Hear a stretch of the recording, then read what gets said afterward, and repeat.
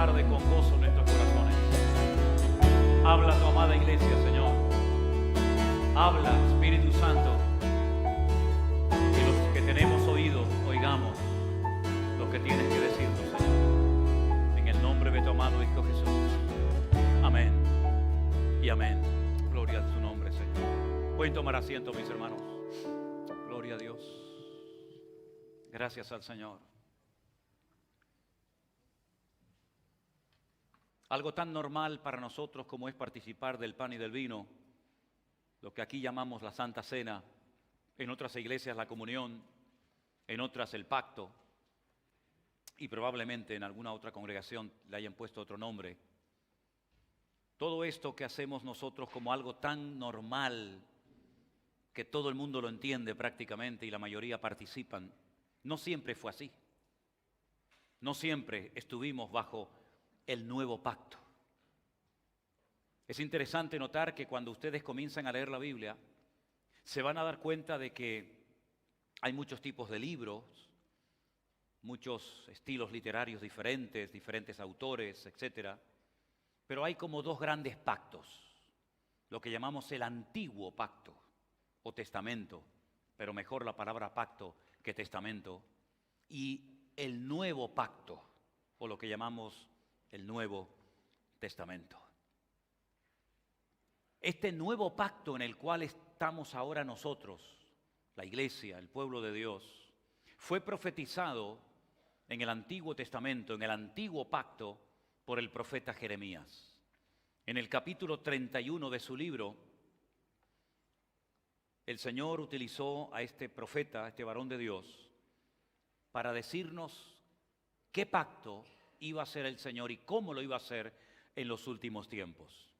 Y dice así: he aquí que vienen días, dice el Señor, en los cuales haré un nuevo pacto con la casa de Israel y con la casa de Judá.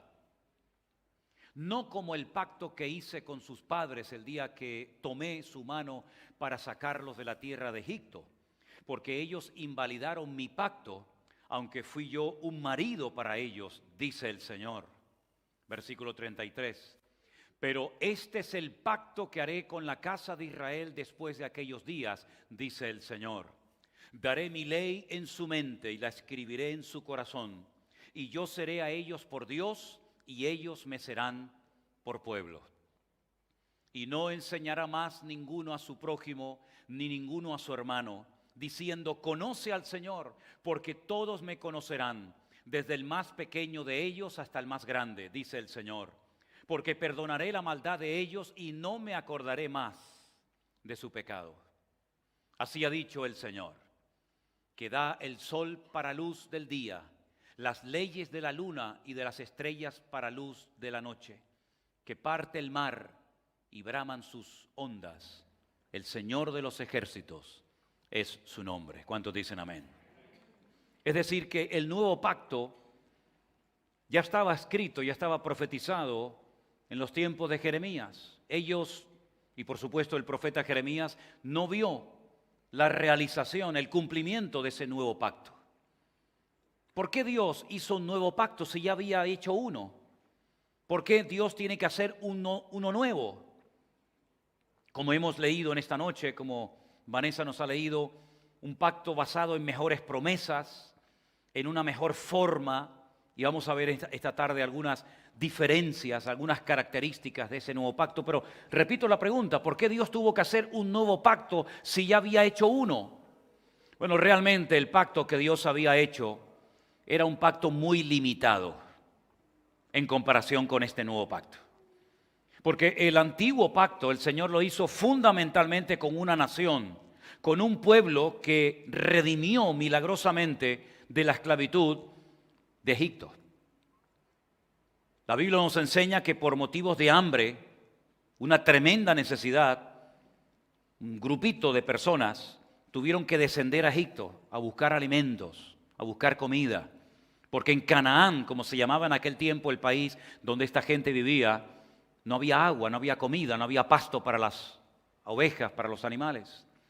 Y además de todo eso, un miembro de esta familia, un tal José, había sido vendido como esclavo años atrás haciéndole creer a su padre Jacob que su hijo había sido despedazado por una fiera del campo. Porque el padre lo mandó desde Siquén, lo que hoy en día sería la ciudad de Nablus, Shechem, hasta el lugar donde estaban pastando las ovejas de su padre. Un recorrido de más de 70 kilómetros de distancia. Y al padre le hicieron creer que José había sido matado, había sido despedazado por una fiera, una bestia del campo. Y durante años Jacob vivió con esta espina, con este dolor clavado en su corazón. Imagínate que mandas a tu hijo a un recado, al supermercado, a la tienda, al colegio o a cualquier otra parte y te llega la noticia de que tu hijo nunca más lo volverás a ver porque lo han matado, un coche lo ha atropellado o se ha muerto por el camino o sabe Dios. Y durante años y años y años y años llevas ese dolor en tu corazón. Jacob, su vida cambió, envejeció prematuramente. Jacob, para él la vida había perdido todo valor, todo atractivo, porque su amado, su querido hijo José había muerto. Además, la esposa Raquel, con la que él había tenido a este muchacho, era realmente el amor de su vida y también se había muerto en el parto. Por lo tanto, la angustia, el dolor, la tristeza de Jacob era indescriptible. No podemos entender el dolor que este hombre tuvo. Fijaros que cuando llega a Egipto, el faraón de Egipto le pregunta, ¿cuántos años tienes? Y la respuesta de Jacob es muy sorprendente, es muy llamativa. Él dice, tengo pocos y malos, tan solo 140 y tantos años. Pero los describe como pocos y malos. La vida de Jacob no fue como la de su padre Isaac, que se lo encontró todo hecho, heredó la fortuna de su padre Abraham. La vida de Jacob, por el contrario, fue una vida muy dura. Desde el vientre de su madre, como bien saben ustedes, ya empezó su batalla, trabando por el calcañar a su hermano Esaú, ¿verdad? Pues la vida de Jacob fue siempre una lucha, fue siempre muy dura, muy difícil, y ahora, como digo, el gran amor de su vida se le muere en el parto, y a su hijo José, según le han dicho los otros hijos, pues lo ha matado una mala bestia. Sin embargo, le llega la noticia de que su hijo José no está muerto. No sé cuántas veces le habrán tenido que pedir perdón a su padre, no sé si realmente en algún momento determinado le contaron la verdad, pero el hecho es que Jacob se prepara, ya siendo muy anciano, y se va a Egipto. Dice la Biblia que llegaron como 70 personas aproximadamente, entre los niños, las mujeres, Jacob, etc. 70 personas. Es interesante notar porque en el libro del Génesis el número 70 es muy importante. Todos los números en la Biblia son importantes, todos tienen un significado, una razón de ser, pero el número 70 es muy importante porque la Biblia nos enseña que en un principio, en el libro del Génesis, había 70 naciones. Y esas 70 naciones se expandieron por todas partes del mundo y de ahí vienen todo el resto de naciones que conocemos hasta el día de hoy. Así que 70 personas descienden a Egipto y se asientan en un lugar privilegiado donde ellos pueden desarrollar su trabajo de pastores, que era una auténtica abominación y era algo que rechazaban contundentemente los egipcios, y allí se establecen. Todo empezó muy bonito. Ten cuidado cuando te ofrezcan cosas que te resultan muy atractivas, muy llamativas, se abren una serie de puertas, vas a ganar dinero, vas a ser reconocido, vas a trabajar cada vez menos y vas a ganar cada vez más. Ten cuidado con las ofertas porque Satanás es un experto en presentar ofertas muy atractivas, sobre todo a los jóvenes, para que piquen y lo que aparentemente es muy bonito, al final se puede terminar convirtiendo en una auténtica ruina y desastre para tu vida y en una auténtica cárcel de oro. De hecho, ya lo he explicado en otras ocasiones, la palabra Mitzraim, que es como se dice Egipto en hebreo, es muy interesante porque cuando la analizas al principio de la palabra aparece la letra Men, una letra M, abierta por abajo, ¿verdad? Y al final de la palabra aparece otra letra Men o M, pero completamente cerrada, porque hay dos en hebreo, una abierta y una cerrada. Y eso es lo que es Egipto. Siempre aparentemente hay trabajo, nunca hay escasez de nada, siempre hay alimento, siempre hay agua, siempre hay la posibilidad de emprender un futuro espléndido y maravilloso, pero al final se termina para el pueblo de Dios convirtiendo en una auténtica jaula de oro. Con el paso del tiempo ese pueblo cae en una esclavitud y pierden toda la libertad, pierden todos los derechos. La Biblia nos enseña que pasaron siglos desde que llegaron hasta que lograron salir de aquella nación.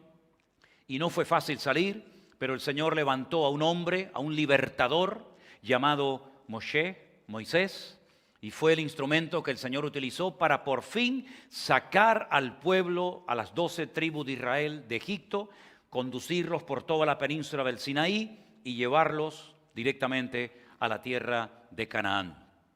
Ahora bien, en el camino, durante la estancia en el desierto, que fue muy larga, que no tenía que haber sido tan larga, pero todos conocemos que por consecuencia del pecado, al final el Señor los castiga a estar durante 40 años dando vueltas y vueltas y vueltas en aquel terrible desierto. La Biblia nos enseña que a los 50 días de salir de Egipto, con mano poderosa a través de Moisés, Moisés se va al monte Sinaí y allí permanece un tiempo en ayuno, en oración, y allí el Señor le da lo que nosotros llamamos la ley, los primeros 5 libros de la Biblia, ¿verdad? Génesis, Éxodo, Levítico, Números y Deuteronomio. Bereshit, Shemot, Vaikra, Bamidbar y Devarim son los primeros 5 libros de la Biblia. Eso se llama la Torá, la ley, la instrucción, una especie de constitución donde hay mandamientos, ordenanzas, fiestas, leyes, celebraciones, etcétera, etcétera, para que aquel pueblo, cuando entre y conquiste la tierra de Canaán, la tierra prometida, pues puedan saber cómo tienen que vivir los agricultores, los ganaderos, las mujeres, los hombres, los solteros, las viudas, los casados, cuando vayan a la guerra, cómo se tiene que perdonar, cómo se tienen que presentar los sacrificios, cómo tienen que comportarse ante ciertas y determinadas situaciones de la vida. En fin, es un manual tremendamente práctico. Y esa ley la recibió Moisés para el pueblo de Israel en el monte Sinaí. 613 mandamientos. Por eso es un número que aparece por todas partes, ¿no? Incluso hasta en la creación, en la naturaleza. Ese es el antiguo pacto. Solamente había una nación que tenía el privilegio de recibir la palabra. Solamente había dentro de la nación una familia, una tribu que era la tribu de Leví, a través de sus sacerdotes que tenían la oportunidad de poder presentarse a la presencia del Señor y presentar los sacrificios correspondientes, ¿verdad? Y dentro de la familia de Leví había uno solamente, el Cohen Gadol, el sumo sacerdote. Tenemos en la entrada de la iglesia un maniquí con las ropas del sumo sacerdote para que más o menos ustedes se hagan una idea cómo se vestía aquel hombre. Y era el único que una vez al año podía entrar a la presencia del Señor a presentar un sacrificio en un día muy especial. Nadie se podía acercar individualmente a Dios, sino que todo era un ritual, una ceremonia, una liturgia, todo era un proceso muy laborioso. Y repito, no todo el mundo tenía acceso a la presencia de Dios. Así era como vivieron durante siglos bajo el antiguo régimen o bajo el antiguo pacto. Ahora, ¿cuántos de los que están aquí en esta tarde, claro, ahí vamos a saber más o menos la edad que puedes tener? ¿Cuántos de los que están aquí conocieron la peseta? Una moneda que se llamaba la peseta. ¿La echan de menos? No sé cuántos de ustedes se acuerdan cuando íbamos a poner gasolina y decíamos, ponle 1000 pesetas. Que era un montón. Es el equivalente, para los que no sepan de lo que estoy hablando, era una moneda que hubo en España desde el 1868 hasta el 28 de febrero del 2002. Es decir, 134 años en este país hubo una moneda que se llamaba la peseta. Y 1000 pesetas, cuando uno ponía gasolina, eran el equivalente a lo que hoy en día serían 6 euros. 6 euros de gasolina. ¿Quién se atreve a ir a una gasolinera con su coche y decirle, póngale 6 euros de gasolina? Cuando mis padres me daban una moneda de 500 pesetas para el fin de semana, saltaba de alegría. 3 euros para todo el fin de semana y sobraba. Había una moneda que era de 2,50, el medio duro, para coger la guagua. Y así sucesivamente podríamos hablar. Pero llegó un momento en el que esa moneda ya no tiene curso legal. Repito, el 28 de febrero del 2002 comenzamos a utilizar otra moneda. ¿Y cuántos se acuerdan que cuando comenzó a funcionar el euro, teníamos muchos de nosotros una calculadora? ¿Se acuerdan? Y hacíamos el cálculo, ¿me estarán cobrando mucho o me estarán cobrando poco? Porque resulta que después aquellas tiendas de todas 150, me parece que era, o todas 100 pesetas, después resulta que era toda €1. Y decíamos, no, €1 es mucho más que 100 pesetas. Y teníamos una calculadora y decíamos, uy, qué caro, ¿no? Qué diferencia, ahora el redondeo. Bueno, pues hay mucha gente que vive con esa nostalgia. Hay mucha gente que aún guardan en la mesilla de noche, o en sabe Dios dónde, en el calcetín o debajo del colchón, no sé dónde, todavía guardan aquellos billetes. ¿Se acuerdan el billete verde que salía al Teide? ¿Cuál era? El de 1.000 pesetas. Y había otro de 5.000, uno de 2.000 creo que también había. Y había uno de 10.000, el de 10.000 ya era lo máximo. 10.000 pesetas, eso ya era tremendo, ¿no? Cuando te daban un billete de 10.000 pesetas era como si fuera, vamos, como si fuera Bill Gates, ¿no? Más o menos así, ¿no? ¿Qué les parece? Mi padre, el primer coche que yo tuve fue un Mini, pero no esta maravilla de Mini que hay hoy en día circulando, sino el Mini de aquellos años le costó 40.000 pesetas, que son, no llega a 300 euros. Un coche que nos recorrimos toda la península. Ya no existe esa moneda. Algunos que no nacieron en aquella época, ni la usaron, ni la vieron nunca, dice, ¿de qué están hablando? ¿Verdad? ¿Se acuerdan ustedes cuando teníamos aquellos cassettes y se nos trababa? ¿Qué hacíamos? Le dábamos vuelta y con un lápiz le dábamos la vuelta. ¿Se acuerdan o no? Pero algunos venían sin los agujeritos, entonces le poníamos 2 trocitos de papel o cinta adhesiva para poder grabar encima de aquello. ¿Se acuerdan? Algunos dicen, ¿pero qué está hablando este hombre? ¿Se acuerdan cuando llamábamos por teléfono que había una rueda que giraba? ¿Se acuerdan? ¿Se acuerdan las cabinas telefónicas de peseta? ¿Se acuerdan aquello? Qué tremendo, ¿no? Todo eso pasó. Es una vida que ya muchos ni conocieron ni saben de lo que estoy hablando. El antiguo pacto contenía cosas que cuando vino el nuevo pacto quedaron totalmente obsoletas.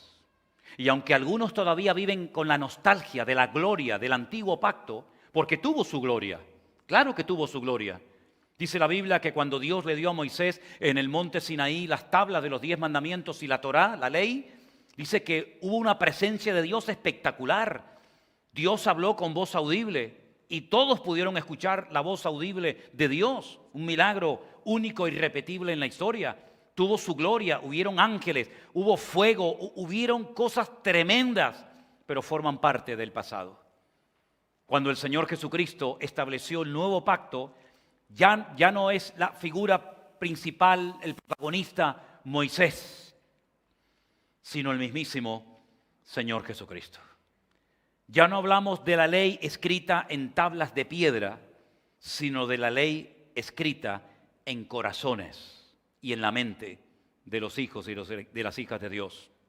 En el Antiguo Testamento se enfatizaba mucho, se repite mucho la frase, si guardareis estos preceptos, si guardareis y cumpliereis estos mandamientos.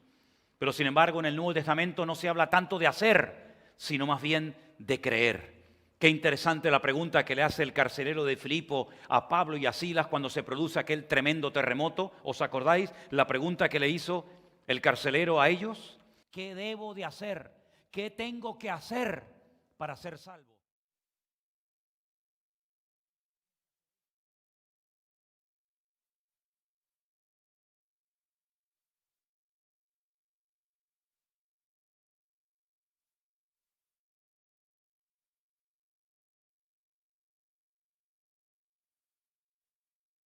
Tiene una relación nacional a través de un representante llamado el sumo sacerdote, que entra al lugar santísimo una vez al año, porque dicho sea de paso, ni existe lugar santísimo, ni existe templo, y los sacrificios hace 2000 años que dejaron de celebrarse. Ahora podemos entrar a una relación íntima, a una relación personal con Dios, y eso no les cabe en la cabeza a mucha gente, como un Dios tan grande, tan magnífico, tan poderoso, nos permita a nosotros, seres humanos finitos y tremendamente limitados, tener comunión y relación con ese Dios. En el antiguo pacto había un lugar que se llamaba el tabernáculo, aquel templo portátil que se levantaba en pleno desierto. Ahí tienen el tabernáculo, esa carpa en el centro que interiormente estaba dividida en dos. Una primera parte que se conocía como el lugar santo, donde estaba la menorá, es decir, el candelabro de los 7 brazos. Déjalo anterior. La menorá, había un altar de incienso, ¿verdad? Y había una mesa de panes que se cambiaban cada semana. Detrás de una cortina inmensa estaba el arca de la alianza. Eso era el lugar santo y a continuación el lugar santísimo. En la entrada había un altar del sacrificio por donde tenían que pasar todos los que querían entrar a la presencia del Señor, también el sumo sacerdote, también los sacerdotes, y a continuación una especie de fuente de lavacro donde se lavaban los pies y las manos después y antes de presentar cualquier sacrificio. Y alrededor del tabernáculo unas cortinas, una especie de muralla que impedía que la gente entrara sin pasar por la única puerta de acceso que había, que era muy ancha y muy baja, para que todo el mundo del pueblo de Israel supiera que tenían acceso en aquel momento al tabernáculo, pero tenían que entrar de una forma humillada. Si pasamos a la siguiente fotografía y le levantamos la carpa, ¿verdad? Le levantamos, el techo, que era muy grueso, de tal manera que impedía que entrara la luz natural, la luz del sol. Ahí pueden ver ustedes las dos divisiones internas. El tabernáculo en el centro, ese humo que ven ahí era la gloria de Dios posada permanentemente en ese lugar, y alrededor del tabernáculo las 12 tribus de Israel, en lo que llaman vulgarmente la gente, lo que se conoce con el famoso nombre de la estrella de David. Ahí pueden ver ustedes cómo en cada punta acampaban 2 tribus, total 12, y en el centro acampaba la gloria de Dios, el tabernáculo. Y toda la vida religiosa del pueblo de Israel durante los 40 años en el desierto giraba en torno a este templo portátil llamado el tabernáculo o la tienda del testimonio. Allí se encontraba la vara de Aarón que reverdeció. Allí se encontraba una copa con maná dando testimonio permanente de la provisión de Dios para con el pueblo. Allí se encontraban las tablas de los 10 mandamientos, las primeras que Moisés rompió y la segunda que también posteriormente recibió. Todo tiene una explicación, las medidas, los colores, los materiales, etcétera, etcétera. Pero solamente el pueblo podía entrar a lo que llamamos el atrio, la parte exterior. Los sacerdotes a la parte, digamos, intermedia, al lugar santo. Y solamente el sumo sacerdote una vez al año a lo más profundo, allí donde estaba el arca de la alianza, y se postraba y allí oraba por el pueblo y salía y entonces bendecía al pueblo pronunciando el nombre de Dios hasta el año siguiente. Y así fue durante siglos y siglos y siglos. Cuando entran en la tierra prometida, el mismo tabernáculo lo ponen primeramente en un lugar, luego en otro lugar, hasta que finalmente en los días del rey Salomón construye ya un templo de mayor envergadura, pero exactamente con el mismo mobiliario, pero lógicamente más grande y más lujoso, en lo alto de un monte que se hizo una explanada, el monte Moriah, y allí se construyó el primer templo de Jerusalén, que fue destruido por el rey Nabucodonosor. Se levanta un segundo templo que volvió a ser destruido en la época de los romanos por Tito y su padre por Vespasiano, y hasta el día de hoy no hay nada en pie, ni del tabernáculo ni del templo en Jerusalén. Pero la noche que el Señor Jesucristo fue entregado, la Biblia dice que el Señor tomó aquel pan y aquel vino y no dijo lo que siempre se decía en esa noche, que era la fiesta de Pascua o la fiesta de Pesaj, que era cuando se recordaba que este pueblo había sido salvado milagrosamente de la esclavitud y habían iniciado una vida nueva. Esa noche se decían una serie de cosas que hoy en día muchos las siguen diciendo exactamente igual que en la época de Moisés. Siguen comiendo exactamente lo mismo y siguen haciendo todo el ceder, todo el orden de la cena exactamente igual durante siglos y siglos y siglos. Pero esa noche el Señor Jesucristo cambió las cosas. Esa noche no dijo, tomando ese pan sin levadura, recordando que no hubo tiempo para que leudara la masa y tuvo que ser algo muy rápido, pues no tomó ese pan, esa matzá, como se llama, que no sabe prácticamente a nada, como una especie de galleta sosa, sin sal, sin nada. No dijo, este es el pan de aflicción que comieron nuestros antepasados en Egipto. Comed de él. Sino que esa noche dijo algo diferente que nunca nadie había dicho en la historia, solamente él. Tomad y comed, porque esto es mi cuerpo, que por vosotros es partido. Haced esto en memoria de mí. Cada comensal, cada persona que estaba sentada a esa mesa tenía 4 copas de vino, y cada vez que tomaban una de las copas de vino mencionaban una de las promesas que el Señor le había dado a ese pueblo. Sin embargo, el Señor Jesucristo esa noche no citó ningún texto del Antiguo Testamento, del Antiguo Pacto, sino que tomando la copa dijo, esta copa es el nuevo pacto en mi sangre. Ya no hay sangre de corderos, de ovejas, de bueyes, de animales. Ya no hay víctimas inocentes, sino que ahora este vino va a simbolizar, va a representar por toda la eternidad mi sangre. Sangre que va a ser derramada por toda la humanidad, porque el antiguo pacto era para un pueblo, era para una nación en particular. Los demás quedaban ajenos a los pactos de la promesa, como dice el apóstol Pablo a la carta de los Efesios, que los demás estaban ajenos a los pactos, a las bendiciones, a los privilegios, también al cumplimiento de las leyes, estaban totalmente al margen. Pero ahora en el nuevo pacto el Señor abre la puerta, abre el abanico, para que toda persona, da igual de dónde sea, da igual si forma parte de ese pueblo o de cualquier otro pueblo, de cualquier otra raza o etnia, pueda, si quiere, recibir el perdón de sus pecados. Porque el sacrificio de Cristo fue universal, no fue para una nación, para un pueblo en particular y los demás a mirar o ajenos, sino que ahora cualquier persona, en cualquier momento, en cualquier parte del mundo, puede invocar el nombre de Jesús y ser salvo, porque es una de las características del nuevo pacto. Ya no tenemos que ir a un tabernáculo, ya no tenemos que ir al templo, a un sitio en particular, a visitar a Dios, sino que ahora nosotros somos el templo, el tabernáculo, la casa donde Dios mora 24 horas al día. ¿Cuántos dicen amén? Esto no pasaba en el antiguo pacto. Ya no hay sacerdotes que tienen que mediar, que tienen que interceder, que tienen que acercarse a la presencia del Señor y después nos comunican lo que Dios ha dicho o lo que Dios pide. No. Recuerden, por ejemplo, el otro día cuando hablábamos del padre de Juan el Bautista, de Zacarías.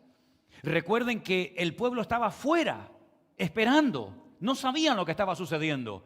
Y él entró a la presencia de Dios y allí tuvo aquella revelación que su hijo iba a nacer, que su mujer iba a quedar embarazada con el ángel Gabriel, etcétera, etcétera. Y todos los demás fuera. Hoy en día no es así, no dependemos de un clero, no dependen ustedes de pastores, que son los únicos privilegiados, escogidos, seleccionados para poder acercarse a la presencia del Señor, sino que hay una promesa que yo creo que ya se saben todos ustedes de memoria. Dice, y ahora aquellos que antes no eran pueblo, ahora son pueblo escogido por Dios, nación santa.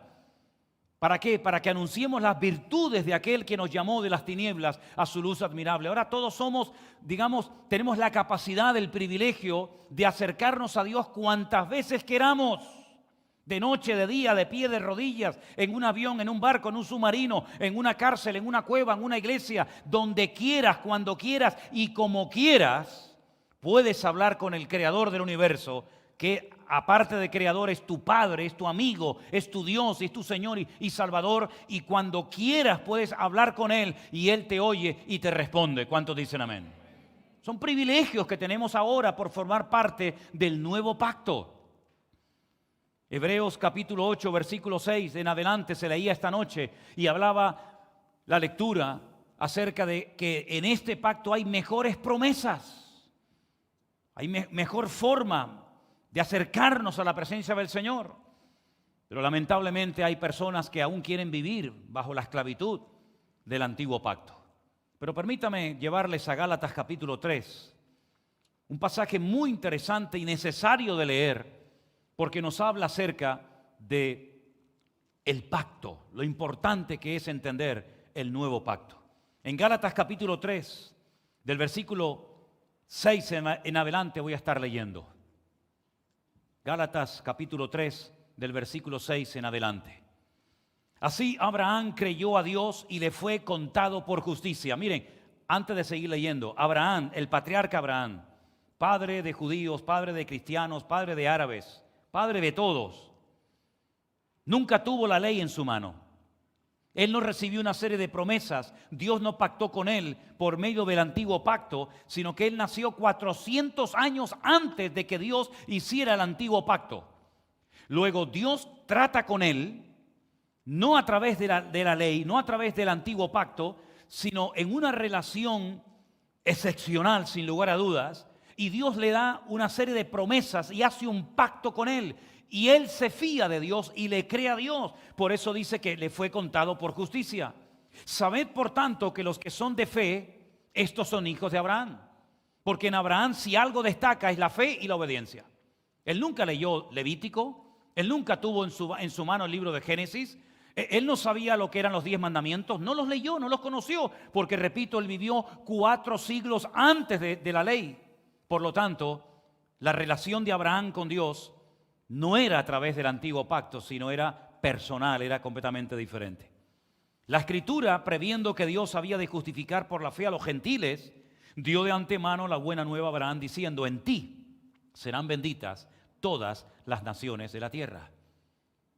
Todas las naciones de la tierra algún día, a través de ti, Abraham, serán bendecidas. Pero sin embargo, en el antiguo pacto, las demás naciones quedaban exentas, quedaban fuera. No podían participar del nuevo pacto. Sin embargo, en Abraham, Dios dice: en todas las naciones de la tierra, tú podrás transmitir bendición si hay gente como tú, gente de fe y gente obediente. De modo que los que son de fe son bendecidos como el creyente Abraham. ¿Cuántos de los que están aquí que son creyentes saben que tú eres un hombre y una mujer bendecido? ¿Seguro lo sabes? Por eso nos saludamos: Dios te bendiga. Porque si tú no pudieras transmitir bendición, lo que estás diciendo es mentira. Pero podemos bendecirnos los unos a los otros porque somos gente de bendición, porque en Cristo Jesús, por la fe y por la obediencia a su sacrificio, tenemos la bendición del Señor. No porque seamos mejores que nadie, no porque nos lo merezcamos o porque nuestros méritos nos permiten tener la bendición de Dios. Aquí no se trata de méritos. En el Antiguo Testamento, en el Antiguo Pacto, sí contaba mucho el tema de los méritos. De hecho, cuando ustedes ven a gente que estaba dominada y controlada por el Antiguo Pacto, cuando van a orar dicen: yo no soy como este, yo ayuno, yo doy diezmos, yo, y ellos presentaban y siguen presentando su currículum delante de Dios porque consideran que lo que hacen es la puerta abierta para que Dios sí o sí les tenga que bendecir. Como aquel joven rico que dice: desde mi juventud he guardado todo esto, pero él sabía que todavía algo le faltaba, y lo que le faltaba era la fe de Abraham, vivir por fe y no sujeto a letras, sino sujeto a una relación de fe delante del Señor. Ahora fíjense lo que dice el verso 10. Porque todos los que dependen, este versículo es una bomba, esto deberían de leerlo muchos que están empeñados en vivir según la ley de Moisés. Todos los que dependen de las obras de la ley están bajo maldición. Esto es durísimo, Esto es durísimo. Que una persona quiera vivir según la ley, escrupulosamente, y la Biblia dice: si tú quieres depender para tu relación con Dios de las obras de la ley, estás bajo maldición. Y uno dice: ¿por qué? ¿Por qué? Porque el mismo versículo dice, la ley dice: maldito todo aquel que no permaneciere en todas las cosas escritas en el libro de la ley para hacerlas, es decir, para cumplirlas. Es decir, si tú te empeñas en vivir bajo la ley, nadie te lo impide. ¿Quieres vivir según la ley de Moisés? Adelante. ¿Quién te lo impide? ¿Quieres vivir según los 613 mandamientos de la ley? Adelante, venga, inténtalo. Como falles en uno, es como si hubieras dejado de cumplir los 612. ¿No te das cuenta que Dios lo puso, permítame, tan difícil, tan imposible, para que nadie pudiera justificarse delante de Dios y decir, yo he cumplido los 613? Entonces la pregunta es obvia, ¿para qué la dio? Para que el hombre llegara a un grado de frustración tan inmenso que dijera, Señor, llevo 50 años de mi vida tratando de vivir escrupulosamente según la ley, y cuando no es una cosa, es otra. Cuando no peco aquí, peco allá. Cuando no cumplo este mandamiento, cumplo el otro. No hay manera, no puedo cumplir toda la ley.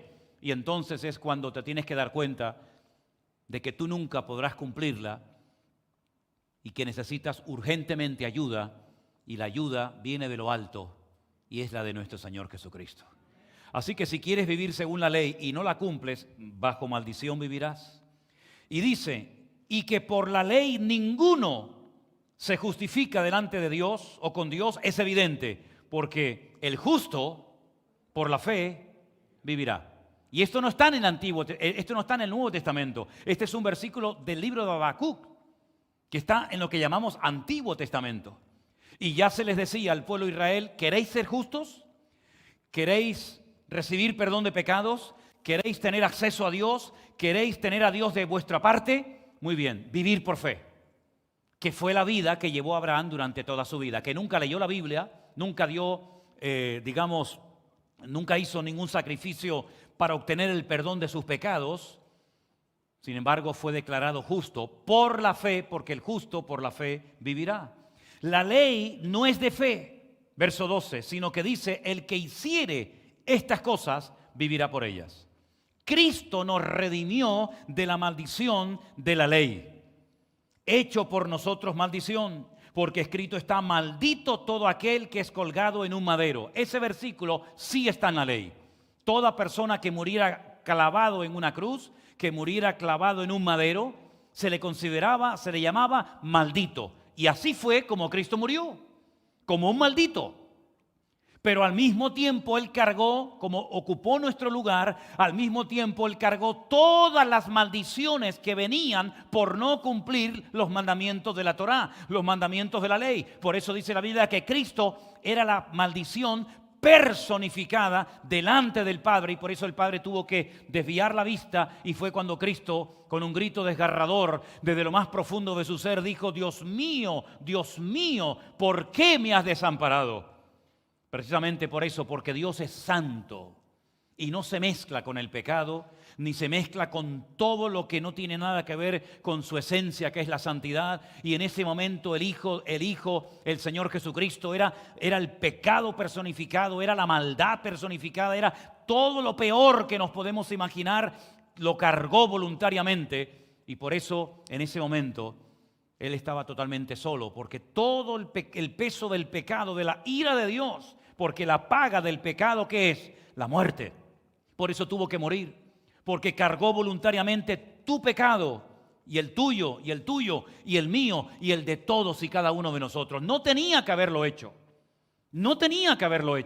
pero lo hizo voluntariamente. Por eso es que es ridículo y en cierto sentido una ofensa a Dios cuando alguien dice, pero yo tengo que hacer algo más para obtener el perdón de mis pecados. No sé, darme con un látigo, crucificarme, ir de rodillas de aquí, no sé a dónde. Algo tengo que añadir. ¿Qué vas a añadir si el sacrificio de Cristo fue perfecto? Si Él pagó la deuda completamente, no dejó nada sin pagar.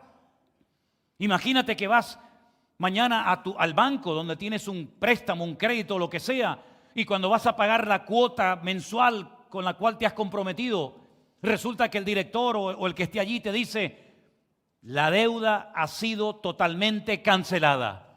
¿Pero por quién? Da igual. Alguien vino y dijo, nombres y apellidos, suyo y dijo, yo quiero pagar todo lo que esta familia debe. Yo quiero pagar todo lo que esta persona debe a este banco. ¿A cuánto le gustaría que le ocurriera eso?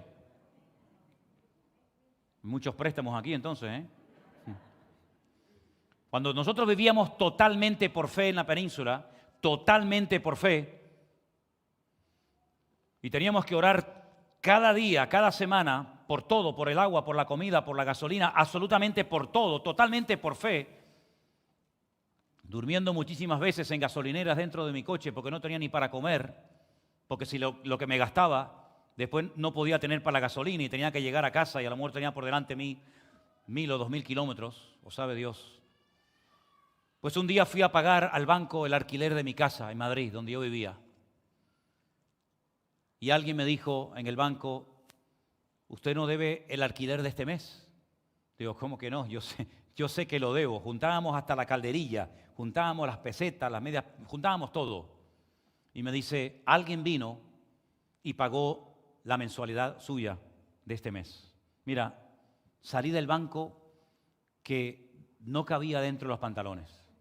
Una alegría impresionante que alguien, nunca supe quién fue, me lo imaginé, pero nunca supe realmente quién pagó ese mes en el banco la casa donde nosotros vivíamos.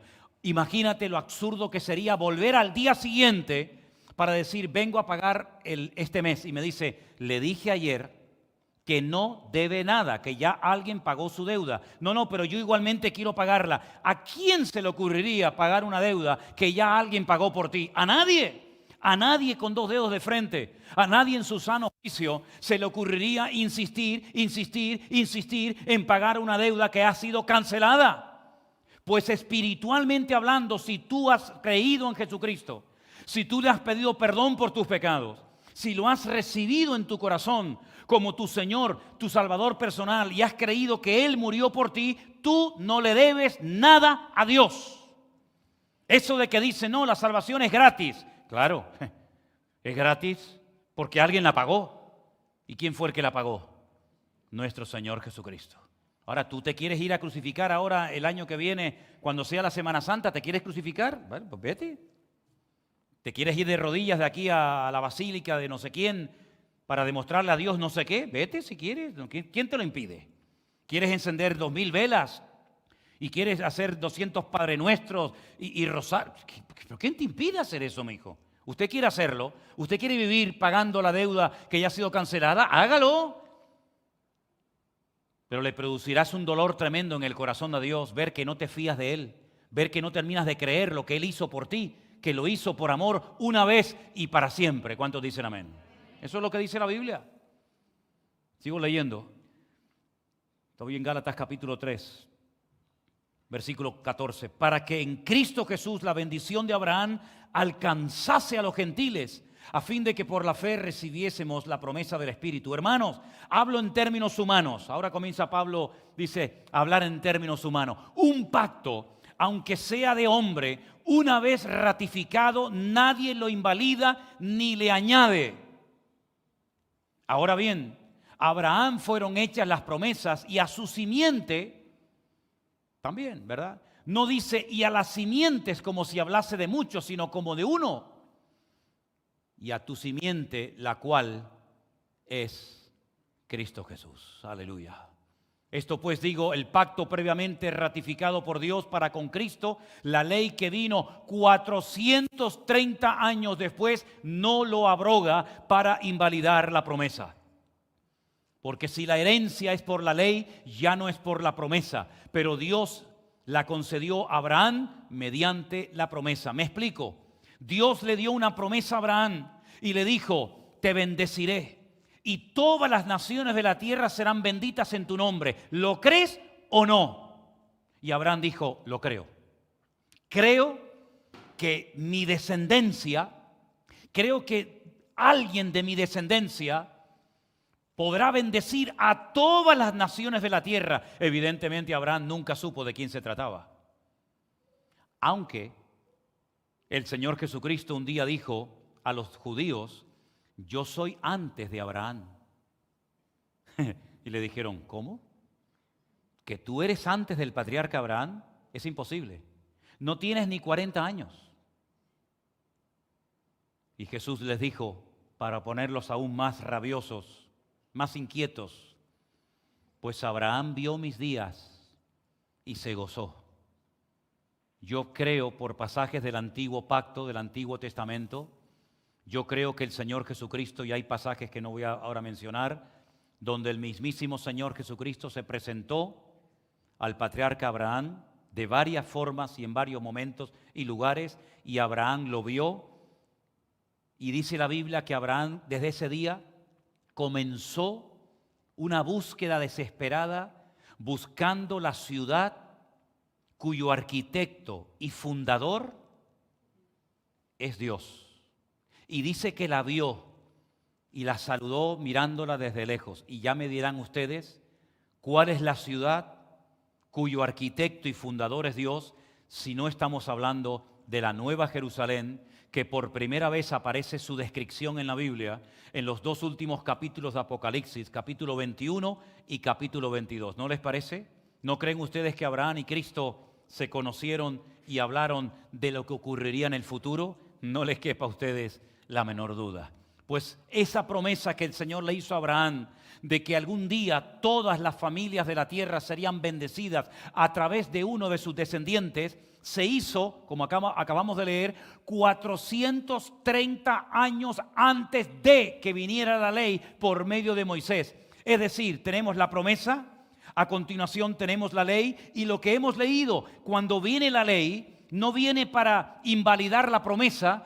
No, el objetivo de la ley no era invalidar la promesa, el pacto, el trato, el convenio que Dios había hecho con Abraham. Entonces uno dice, bueno, pero si la ley no vino para abrogar o para derogar la promesa que el Señor le había hecho a Abraham, ¿para qué vino la ley? ¿Para qué querían ley si ya tenían la promesa?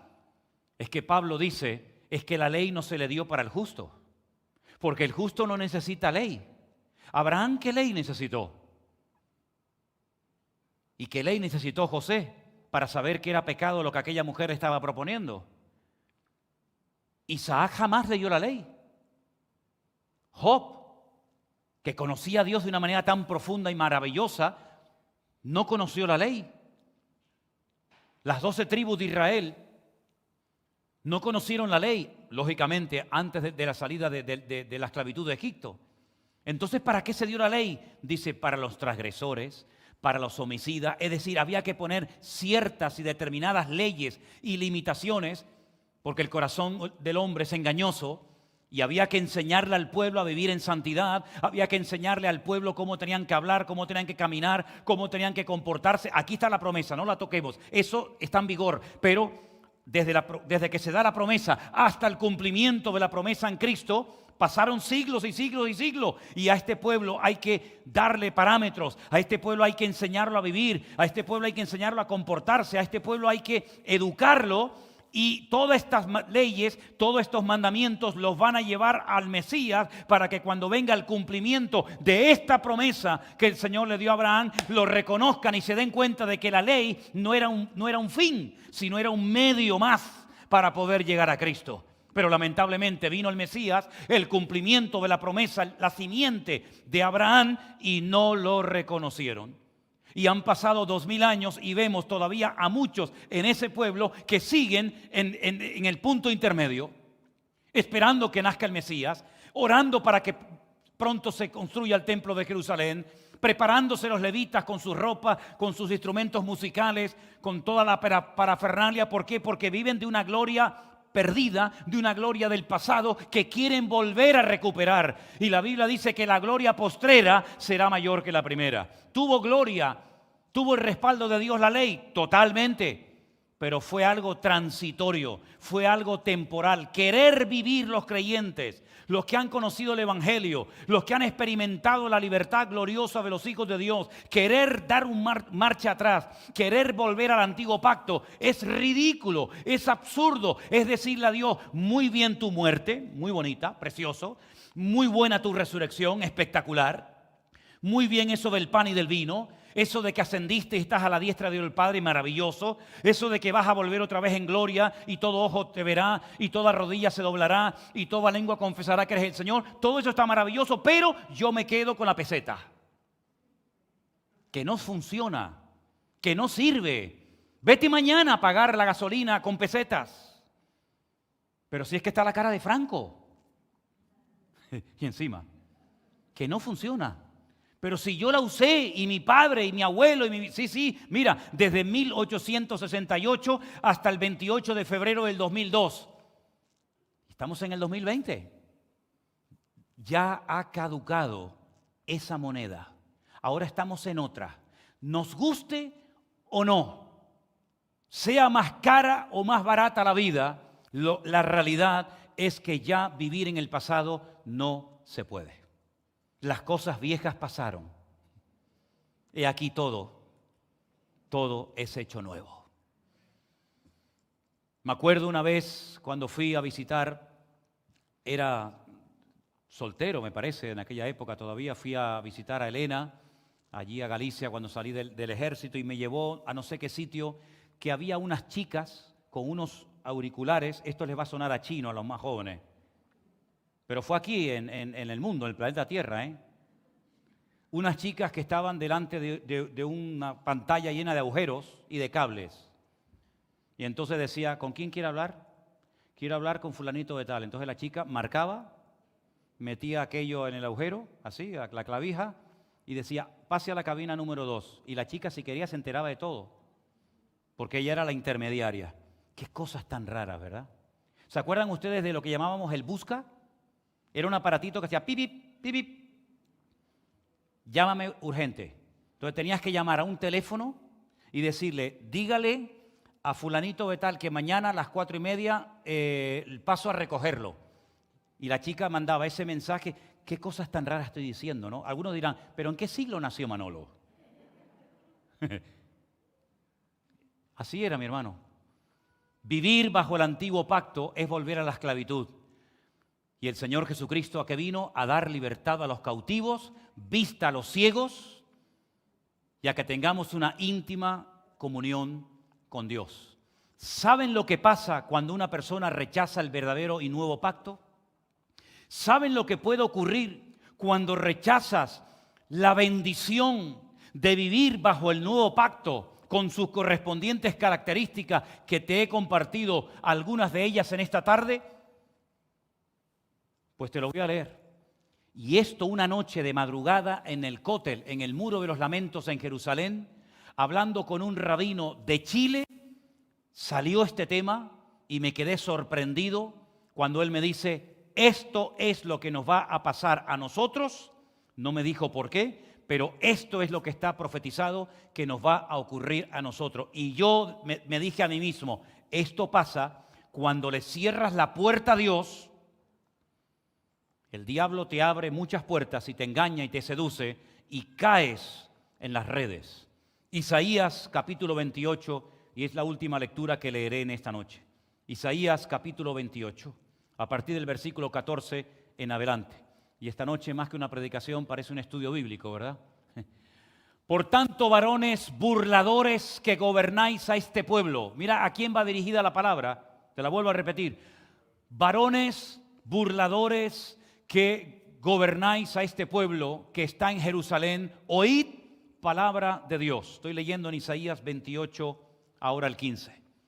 Por cuanto habéis dicho, pacto tenemos hecho con la muerte, e hicimos convenio con el Seol, cuando pase el turbión del azote, no llegará a nosotros, porque hemos puesto nuestro refugio en la mentira y en la falsedad nos esconderemos.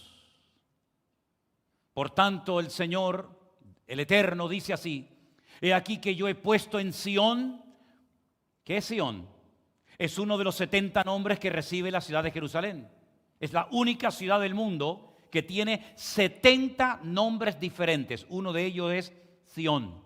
Yo he puesto en Sión por fundamento una piedra probada, angular, preciosa, De cimiento estable, el que creyere no se apresure. Y ajustaré el juicio a cordel y a nivel la justicia, y granizo barrerá el refugio de la mentira, y aguas arrollarán el escondrijo.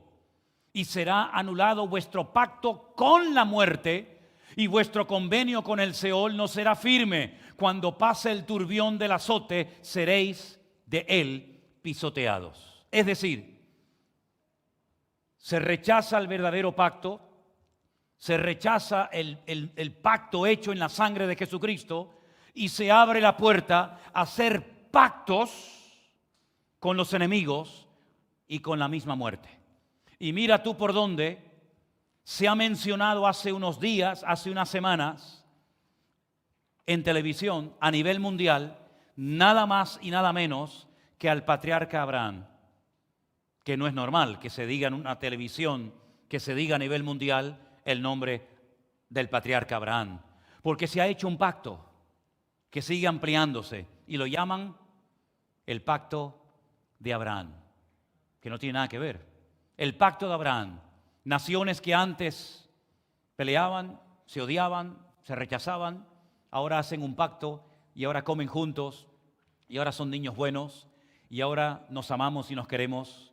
Y en 24 horas, firmando un papel, nuestro corazón ha cambiado, ya nos amamos, ya somos buenos, ya no nos vamos a hacer daño, y lo que no han hecho miles y miles de años, ni le dejaron que el nuevo pacto en la sangre de Jesucristo lo hiciera, ahora resulta que se sientan unos señores alrededor de una mesa con 2000 cámaras, 300 fotógrafos, etcétera, etcétera, y firmando un papel, ya somos buenos y nos vamos todos a comer y hemos hecho un nuevo pacto, que la Biblia lo llama el pacto con la muerte.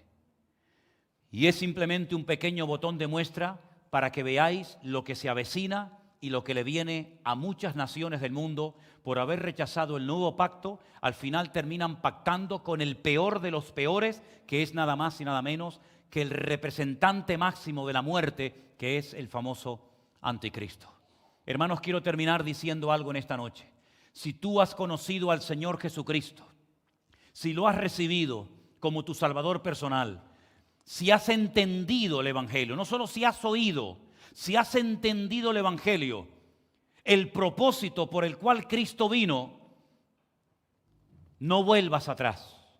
No empieces a añadir cosas que no tienes por qué añadir, porque el Señor Jesucristo hizo un sacrificio perfecto, nos redimió de todo lo que nos tenía que redimir, y ahora tenemos que comenzar a disfrutar de nuestra relación personal con el Señor Jesucristo, de tal manera que ahora tenemos un título extraordinario que no se compra con dinero, y es el de hijos e hijas de Dios, lavados y comprados por la preciosa sangre de nuestro Señor Jesucristo. ¿Cuántos dicen amén y están agradecidos con el nuevo pacto? Dale un aplauso al Señor en esta noche y dígale gracias, Señor, aleluya, gloria a Dios, gloria a Dios, que la sangre de Jesucristo me ha limpiado. Amén. Nos ponemos de pie, queridos hermanos. Bendito sea tu nombre. Usted no tiene que pactar con nadie. Usted no tiene que hacer pactos con pastores, ni obispos, ni apóstoles, ni nada que se le parezca. El pacto lo hizo Él con nosotros. Somos libres para alabarle, servirle y glorificarle. No se enrede en cosas turbias y extrañas. Cuando salga por esas puertas dentro de un instante, vaya diciendo gracias, Señor, porque cada día, Señor, tengo que estar más agradecido por lo que tú has hecho por mí, porque nadie jamás en la vida ha hecho lo que tú hiciste por mí. A ti la gloria y la honra. Gracias por tu palabra, Señor. Gracias porque hoy hemos podido recordar con este pan y con este vino el nuevo pacto que tú hiciste por nosotros. Señor, bendícenos durante toda esta semana que hoy comienza.